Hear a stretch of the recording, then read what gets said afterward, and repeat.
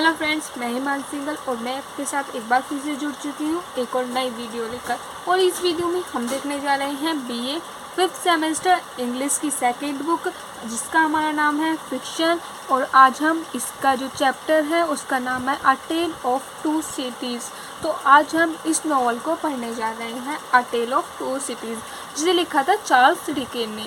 तो आज हम इसका फर्स्ट ऑफ ऑल हम इसका बैकग्राउंड देखेंगे, सेटिंग देखेंगे, थीम देखेंगे, इसके करेक्टर्स देखेंगे। और इसमें मैं आपको बाद में ये भी बताऊंगी कि कोटेशंस आपको लॉन्ग क्वेश्चन में जो आपका इन्हेंसिंग बनाती है कोटेशन, वो कोटेशन ही होती है जो आपके एक लॉन्ग क्वेश्चन को इन्हेंसिंग बनाती है। और फिर उसके बाद हम आपके कोटेशन देखेंगे, क्योंकि वही एक चीज़ है जो आपके लॉन्ग क्वेश्चन को एनहेंस बनाती है। हेडिंग, कोटेशन, ये आपके लॉन्ग क्वेश्चन में ज़रूर होनी चाहिए, तभी आप उसमें अच्छे मार्क्स ला सकते हैं। तो चलिए स्टार्ट करते हैं वीडियो। सबसे पहले हम चार्ल्स डिकेन के बारे में पढ़ेंगे, जो इस नॉवल के राइटर हैं। चार्ल्स जोहन हफन डिकेन इनका पूरा नाम है। वॉज एन इंग्लिश राइटर, एक इंग्लिश राइटर है, social critics, novelist, short story writer, journalist, editor, illustrator and social commentator हैं। जिन्होंने नॉवल लिखे हैं उनके कुछ नॉवल के नाम हैं Oliver Twist, a Christopher Carlo, David Copperfield, a tale of two cities, great expectation. ये इनके नॉवल के नाम हैं, याद रखने हैं आपको। He created some of the best known fiction characters, इन्होंने कुछ बेस्ट नोन कैरेक्टर्स क्रिएट किए हैं। ये सारे कैरेक्टर फिक्शनल है, काल्पनिक है, इस बात को आप ध्यान रखना। इनका ये जन्म दे रखा है 7/18/12, ये आप देख लेना, इतना इम्पोर्टेंट नहीं होता इसलिए इसे आप छोड़ देना चाहिए। अबाउट द नॉवल के बारे में देखेंगे। ये अ टेल ऑफ, जैसे कि आपको नाम से मतलब लग रहा है, अ टेल ऑफ टू सिटीज़, यानी ये दो शहरों की कहानी के बारे में। दो शहर यानी आपके हैं इसमें इंग्लैंड और फ्रांस। इंग्लैंड में जो हमारा है लंदन और फ्रांस में जो है हमारा पेरिस। तो ये दो शहरों पे कहानी चलती है, लंदन और Paris.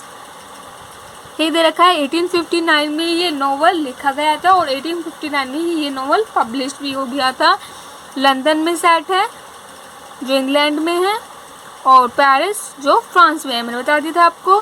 During the French revolution जब फ्रांसीसी क्रांति चल रही थी उस समय का ये नॉवल है, ठीक है। सेटिंग दे रखी है, सेटिंग मैंने आपको बता दिया था, geographical setting in London and Paris में है, ओके। और लाइन ऑफ द, इसमें आप देख लेना, ये इसकी फर्स्ट लाइन है, it was the best of time, it was the worst of time. इस नॉवल की मेन प्रॉब्लम, रियल नेम ये दे रखा है चार्ल्स डार्ने का। मैं पहले आपको थोड़ी सी इसकी स्टोरी क्लियर कर देती हूँ, जिससे आपको पूरा ये नॉवल समझ में आ जाएगा। चार्ल्स डार्ने चार्ल्स डिकेन के उपन्यास अ टेल ऑफ टू सिटीज़ का मुख्य पात्र है। वह एक फ्रांसीसी नोबलमैन है जो मार्क्यूस्ट एवर्मोंट परिवार से है, लेकिन वह अपने परिवार के अत्याचारों और क्रूरता से नफरत करता है। वह फ्रांस छोड़कर इंग्लैंड में बस जाता है, जहां वह एक ईमानदार इंसान और शिक्षक के रूप में अपनी नई जिंदगी शुरू करता है। चार्ल्स डार्ने एक समझदार, दयालु और न्यायप्रिय व्यक्ति है। वह कभी भी अपने पद या अधिकार का गलत फायदा नहीं उठाता। वह लूसी मैनेट को सच्चा प्यार करता है और उससे शादी भी करना चाहता है। लूसी की खातिर वह हर कठिनाइयाँ झेलने को तैयार रहता है। डार्सी का सबसे खास गुण है उसकी आत्म बलिदान की भावना।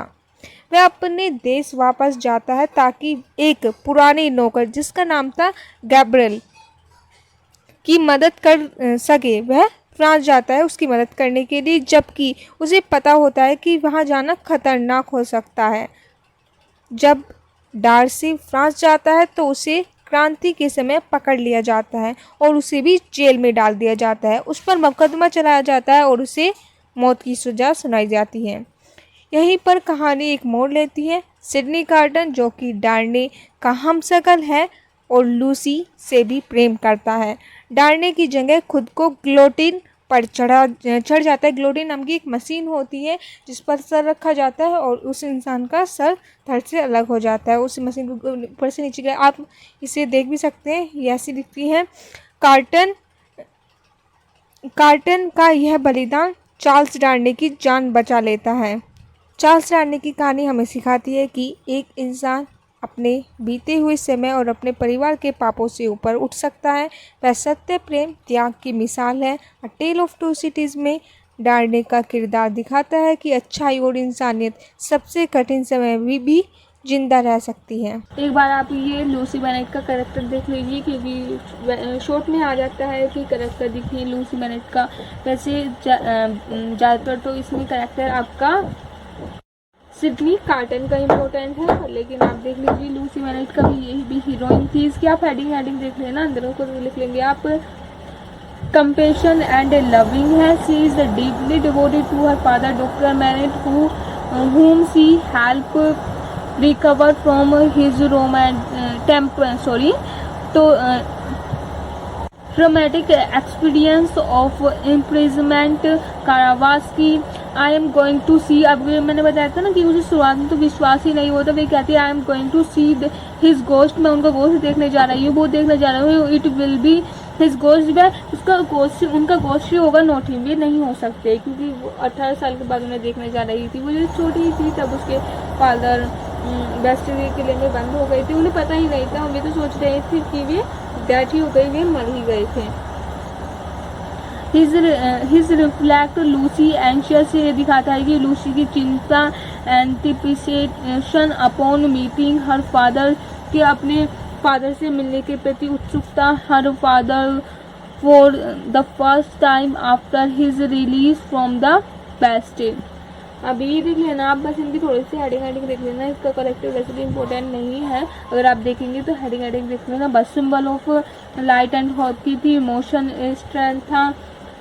आइडियलाइज्ड वुमेन हु थी लॉयल एंड ब्यूटीफुल थी। हर लेटर लव फॉर चार्ल्स डार्ने की बात हो रही है ये, और ये कोटेशन दे रखी है, आप करेंगे तो और फिर आ जाएगा his unusual love for her father. ये हमारा दे रखा है चार्ल्स डार्ने का करेक्टर, आप देख रखे हैं बैकग्राउंड दे रखा है। Charles Darnay originally Charles Evremonde था। Is a France aristocracy, France aristocracy रईस था। एरिस्टोक्रेट मतलब रईस व्यक्ति होते हैं who renounce opposition to the cruelty and oppositions, ये जो अपोजिशन ऑपरेशन करते हैं, दमन करते हैं ऑफ द फ्रेंच एरिस्टोक्रेसी, मतलब उन्होंने अपने फैमिली से रिश्ता नाता छोड़ दिया था, क्योंकि वे मतलब उनसे सारा अलग हो गया था, क्योंकि वे गरीब लोगों का दमन करते थे। ऑफ द फ्रेंच एरिस्टोक्रेसी थे वे। ही इज द नेफ्यू था of the ruler Marquis Saint Evremonde का। अपीयरेंस दिखा रखी है। Darcy is described as handsome and refined. He has fair hair and a noble, ये पूरा दे रखा है, ब्यूटीफुल फेस था उनका। Which often draw his attention to those around him, मतलब जो उसके पास होते हैं उसका अटेंशन ले लेता है, वो उतना हैंडसम था। पर्सनैलिटी दिखा रखी है उसकी। वैल्यू क्या थी ये देख लेंगे। Darnay value fairness, equality and justice, relationship role in the noble conflict. इसका इम्पोर्टेंट नहीं है, अगर आप चाहें तो देख लेना बस। सिडनी कार्टर मैंने इनको बता ही दिया था। डॉक्टर मैनेट आ गया, डॉक्टर मैनेट आपको बता ही दिया था इनका भी मैंने। डॉक्टर मैनेट फादर है लूसी मैनेट के। मार्क्यूस अर्नेस्ट डिफोर्स ये बताया था, सर्वेंट था डॉक्टर मैनेट का। और मैडम डिफोर्स ये वाइफ है मार्क्यूस अर्नेस्ट डिफार्स की। मार्क्यूस एवर्नस्ट डिफोर्स की ये वाइफ है मैडम डिफार्स। फिर आ जाता है हमारा जारविस लोरी, ये बताया था जारविस लोरी फ्रेंड है डॉक्टर बेनेट का। और his miss pose, miss pose, इसका तो मैं आपको बताने बोल रही कि जो है ना, फिर मैडम डिफोर्स जो है ना, फिर जब उन्हें तो मिस पोज, इनका भी मेन रोल है इस नोवेल में। जो मैडम डिफार्ज है, अब जो चार्ल्स डार्ने को तो गिलेटिन नामक वैक्सीन में उसे सरकार के दर से करने की उसे सज़ा सुना दी गई थी। उसके बाद जो मैडम डिफोर्स थी उसे लूसी मैनेट के घर में गई थी लूसी मैनेट को मारने, और उसकी लड़की जो उनकी लड़की हुई थी उसको मारने, उनकी एक लड़की भी हुई थी तो उसके मारने ये मैडम डिफोर्स उनके घर पर गई थी। कि वे अपने पूरे जो एवरमोंट फैमिली है उसे पूरा ही ख़त्म करना देना चाहती थी। मैंने बता दिया था कारण क्योंकि ऐसा वे करना चाहती थी। तो वे उस फैमिली को पूरा ही ख़त्म करना चाहती थी। तो उनके घर पर गई, पर लेकिन जो मिस पोस्ट हैं उनकी, मतलब मिस पोज उनकी सर्वेंट है, मतलब जो मिस पोज हैं लूसी मैनेट की पर्सनल सर्वेंट है, मतलब वे उनकी देख रेख करती हैं लूसी मैनेट की। तो वे मिस पोज से मैडम डिफोल्ट की हाथापाई होती है, और फिर जो उसका जो ऐसा होता है, फिर उसमें मैडम डिफोल्ट का ही वो गन या चाकू था वो उनकी ही लग जाता है। तो वहीं पर फिर मैडम डिफोल्ट मर जाती है। मारने तो आई थी लूसी मैनेट को, पर लेकिन खुद ही मर जाती हैं। मिस पोज से उनकी हाथापाई हो जाती है। अब मैं दिखाती हूँ Miss Pross, the servant who raised Lucie, जो जिसने रेज बड़ा किया है लूसी को। मिस पोज इज रूड है, टफ है and fiercely loyal to her mistress, मतलब लूसी मैनेट के प्रति लॉयल है पर लेकिन रूड है औरों के प्रति। मार्किस और एवरमोंट, ये तो मैंने आपको बताया था अंकल हैं चार्ल्स डार्ने के। मिस्टर स्टारवर, ये बताया था लॉयल था, सॉरी लॉयर था किसका, चार्ल्स डार्ने का, जिसने शुरुआत में इंग्लैंड में डिफेंस किया था, किसका, चार्ल्स डार्ने का। Who defence Charles Darnay. Gabriel servant बताया था जिसके कारण वो चार्ल्स डार्ने फ्रांस आया था और उन्हें ही गिरफ्तार कर लिया था। फिर आ जाएगा बस इतना ही बहुत है, ये करेक्टर देख लेना आप। इम्पोर्टेंट थीम है एरिस्टोक्रेसी एंड रिवॉल्यूशन, निरंकुशता और क्रांति, sacrifice, violence, class conflict, theme of faith, social injustice, love and hate, revolution, ये सारी थीम है, आप देख लेना अच्छे से। अब ये कुछ कोटेशन दे रखी हैं, इन्हें भी आप अच्छे से देख लेना, क्योंकि अगर आप लॉन्ग क्वेश्चन में इन कोटेशन को डाल देते हैं तो आपका जो आंसर है बहुत ही एनहेंस लगता है, अच्छा लगता है। तो आप इन कोटेशन को देख लेना अच्छे से। It is the far far better thing, यह सबसे अच्छी थिंग है दैट आई डू, जो मैंने अब तक करी है, then I have ever done, ये कह रहा है यह सबसे अच्छी थिंग है then I do then I have ever done, जो आज तक मैंने करी है, आज से पहले इससे अच्छी थिंग मैंने कुछ करी नहीं है। It is the far far better days, और ये सबसे अच्छा आराम है दैट आई गो, जिसमें मैं जा रहा हूँ, जो मैं करने जा रही हूँ, to than I have ever known, जिसे कर कर मैं याद रहूँगा। आई हैव एवर नोन, मैं सदैव के लिए याद रहूँगा। ये किसका है, सिडनी गार्डन का स्टेटमेंट है। आई केयर फॉर नो मैन, ये भी सिडनी गार्डन का है। I am sorry for that man, ये चार्ल्स डार्ने के चार्ल्स डार्ने के लिए कह रहा है। आई केयर फॉर नो मैन, मैं किसी मैन की परवाह नहीं करता। आई एम सॉरी, मैं दुखी हूँ, फॉर दैट मैन, उस मैन के लिए। I helped to hang because I think, मैंने उसकी हंग मतलब उसकी जगह पे खुद पास चढ़ गया, क्योंकि आई थिंक मैं सोचता हूँ ही वॉज नॉट गिल्टी, क्योंकि वह अपराधी नहीं है। बट आई नो, मैं जानता हूँ, not that I care for him, पर लेकिन मैं उसकी कोई परवाह नहीं करता हूँ। ये सिडनी गार्डन का, ये भी सिडनी गार्डन का आता है। Recalled to life Jarvis Lorry, ये जो जारवेस लॉरी को ये पत्र मिला था जब नोवेल की शुरुआत में जब जारवेस लॉरी लूसी मैनेट से मिलने जा रहा था, तो रास्ते में उसे एक लेटर मिला था जिसमें लिखा था recalled to life, you have been the last dream of my soul, ये भी सिडनी गार्डन ने कहा था। You have been the last dream of my soul, ये लूसी मैनेट को कहा था कि तुम मेरे लाइफ का लास्ट ड्रीम हो, लास्ट सपना हो। It is the thing of thank God for it is not, ये लूसी मैनेट ने कहा था।